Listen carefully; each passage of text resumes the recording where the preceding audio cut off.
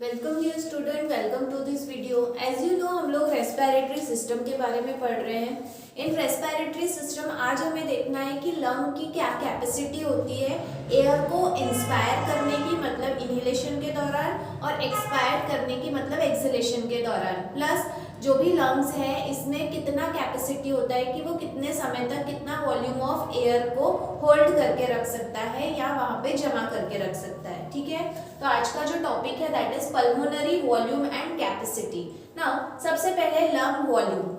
Now सबसे पहले देखो, लंग वॉल्यूम्स जो है इसे कई सारे टाइप्स में डिवाइड किया गया है। ठीक है, सबसे पहला जो है दैट इज टाइडल वॉल्यूम, जिसे टीवी करके जो है वो एक्सप्लेन किया गया है या डिनोट किया गया है। नाउ टीवी मतलब क्या होता है? ये वो वॉल्यूम होता है जो लंग्स में इंस्पायर होता है या फिर एक्सपायर। मतलब आप जब सांस अंदर लेते हो तो जितना वॉल्यूम ऑफ एयर नॉर्मल, जब आप ब्रीदिंग करते हो तो जब आप सांस अंदर लेते हो तो आपके लंग्स में कितना अमाउंट ऑफ एयर जाता है, और जब आप सांस बाहर छोड़ते हो तब कितना अमाउंट ऑफ एयर बाहर जाता है, उसे नॉर्मली क्या कहा जाता है?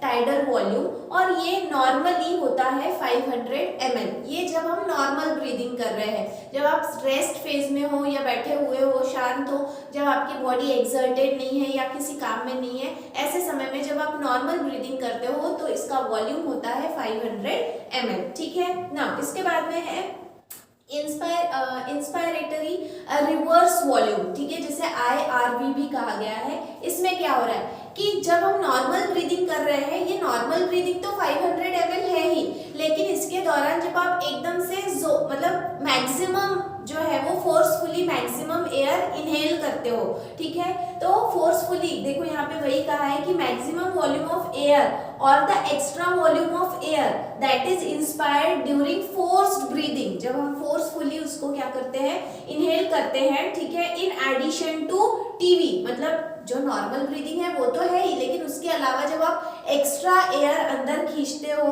जोर से, ठीक है, तो उसको कहा जाता है क्या? Inspiratory reversed volume. ठीक है, और ये इसका वैल्यू है 2000 से लेके तो 3000 ml। ठीक है, नहीं, दूसरा एक्सपायरेटरी, इसका उल्टा। जब आप नॉर्मल ब्रीदिंग कर रहे हो तब आप सांस बाहर छोड़ रहे हो, उसका वॉल्यूम हमको पता है कि 500 ml है, लेकिन जिस तरह से आपने फोर्सफुली एयर अंदर ली है उसी तरह से अगर आप फोर्सफुली एयर बाहर छोड़ रहे हो, रिलीज कर रहे हो, तो उसका जो वॉल्यूम रहेगा that is called as what? Expiratory reserve volume. यहाँ पे देखो वही कहा है, the maximum volume of air, the maximum volume of air that is expired during forced breathing। जब आप forcefully breathing कर रहे हो, ठीक है, आफ्टर नॉर्मल एक्सपायरेशन, नॉर्मली तो आपने एक्सपायर किया है, लेकिन जब आप फोर्सफुली कर रहे हो उस दौरान उसका वैल्यू होता है 1000 से लेके तो 1100 ml। ठीक है, देन इसके बाद में डेड स्पेस।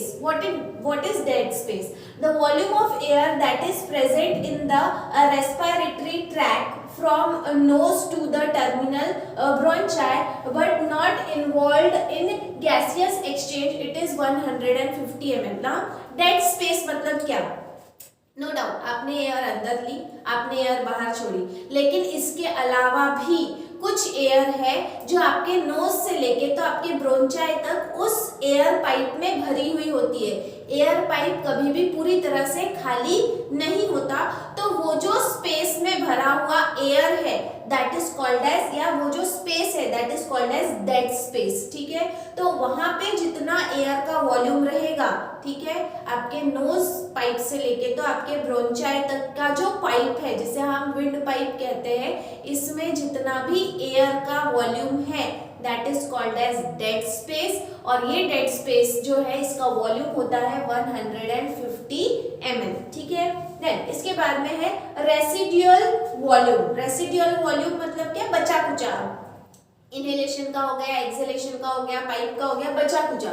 ठीक है, तो the volume of air that remains in the lungs and the dead space even after maximum expiration, it is 1100 to 1200 ml। ना देखो क्या बोल रहे हैं कि आपने इनहेलेशन किया, उसके बाद में आपने एक्सहेलेशन किया, सांस बाहर छोड़ी, सांस बाहर छोड़ने के बाद में भी आपके लंग्स में जितना भी बचा हुआ एयर है प्लस आपके विंड पाइप में जो नोज से स्टार्ट हो रहा है ब्रोंचाई तक, वहां पे भी जो एयर भरा हुआ है उसे क्या कहा जाएगा, that will called as residual volume. उतना अमाउंट ऑफ एयर जो है, उतना वॉल्यूम ऑफ एयर जो है उसे क्या कहा गया है, रेसिडुअल वॉल्यूम। देखो सांस अंदर लेने के बाद में जब हम सांस बाहर छोड़ते हैं, सांस बाहर छोड़ने के बावजूद भी कुछ अमाउंट ऑफ एयर आपके लंग्स में और आपके जो भी जिसे डेड स्पेस कहा है वहां पर प्रेजेंट रहता है, that is called as residual volume. और वो होता है, उसका वैल्यू है 1100 से लेकर तो 1200 ml, ठीक है।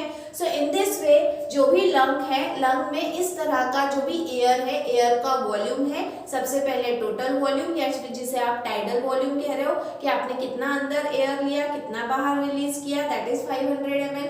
उसके बाद में इंस्पायरेशन, अगर आप फोर्सफुली सांस अंदर ले रहे हो तो उसका वॉल्यूम कितना रहेगा, जब आप फोर्सफुली सांस बाहर छोड़ रहे हो उसका वॉल्यूम कितना रहेगा, ठीक है। उसके हिसाब से उसे इंस्पायरेटरी रिवर्स वॉल्यूम कहा है और एक्सपायरेटरी रिवर्स वॉल्यूम कहा है।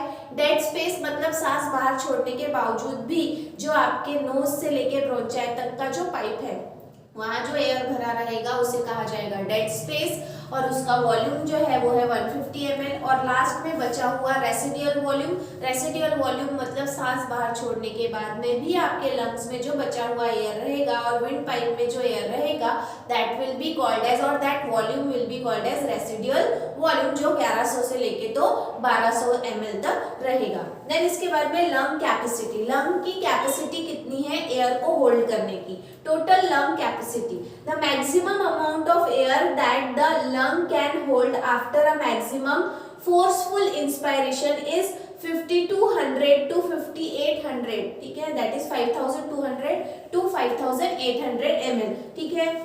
मतलब अगर आपने जोर से सांस अंदर ली है, ठीक है, ऐसे समय में आपके लंग्स की कितनी कैपेसिटी है कि कितना वॉल्यूम ऑफ एयर वो होल्ड करके रख सकता है, अंदर ले सकता है, तो वो ले सकता है कितना 5200 से लेके तो 5800 ml तक। देन इसके बाद में वाइटल कैपेसिटी, वाइटल कैपेसिटी मतलब जो भी बोल सकते हैं हम क्रूशियल, मतलब एकदम लास्ट मोमेंट वाली जो कैपेसिटी है, the maximum amount of air that can be breathe out after a maximum expiration, it is inspiration, it is the sum total of tidal volume, then inspiratory reverse volume, then expiratory reverse volume is about 4100 to 4600। मतलब vital capacity मतलब क्या कि आपने कितना amount of air जो है वो बाहर रिलीज किया। जैसे आपने जोर से सांस अंदर ली और जोर से सांस अंदर लेने के बाद में आप जो एयर बाहर रिलीज कर रहे हो, वो जो वॉल्यूम रहेगा, वो जो कैपेसिटी रहेगी, उसे क्या कहा जाएगा, वाइटल कैपेसिटी कहा जाएगा। और वो क्या है, वो सम टोटल है कि आपने कितना, आपका टाइडल वैल्यू कितना था, आपका इंस्पायरेटरी रिवर्स वैल्यू कितना था, उसके बाद में एक्सपायरेटरी रिवर्स वैल्यू कितना था, इन सब का सम टोटल जो है उसे क्या कहा जाएगा, वाइटल कैपेसिटी। और जो होता है स्टैंडर्डाइज अगर हम कहें तो वो होता है 4100 से लेके तो 4600 ml तक, ठीक है। तो इस तरह से पल्मोनरी वॉल्यूम एंड कैपेसिटी आज हमने देखा। इसके बाद में है इंटरनल रेस्पिरेशन, वो हम देखने वाले हैं हमारे नेक्स्ट वीडियो में। तो आज के वीडियो में इतना ही। Till then thank you very much.